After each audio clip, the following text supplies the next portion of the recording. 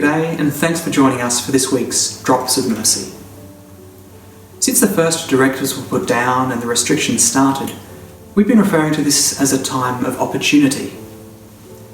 Now it seems that the lifting of the restrictions might not be too far off. So rather than simply walking away from this experience, let's reflect on what we've learned about our Christian life in it, and what has been the collateral of the COVID-19 pandemic.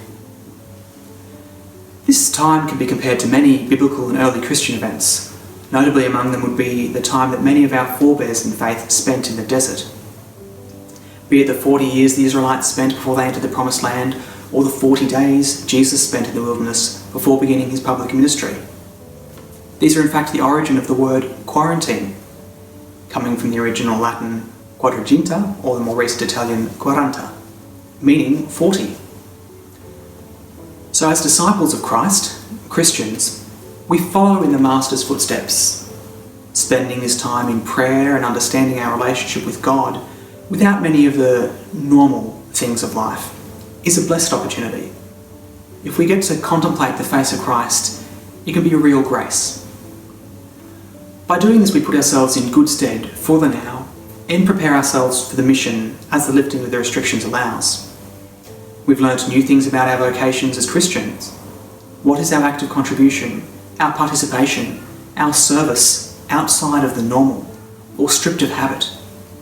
Even here at the Parish Centre, we've been learning lots of things about what it means to be a priest. Perhaps some have come to know God through similar difficulties in the past. The Bible's full of examples of this. The best known are found in the Psalms and the prophetic literature. So as we begin our reflections this week, let's start with the inspired words of Isaiah 35. Let the desert and the dry lands be glad. Let the wasteland rejoice and bloom. Let the ashpaled, let it bloom into flower. Let it rejoice and sing for joy. The glory of Lebanon is bestowed on it, the splendour of Carmel and Sharon.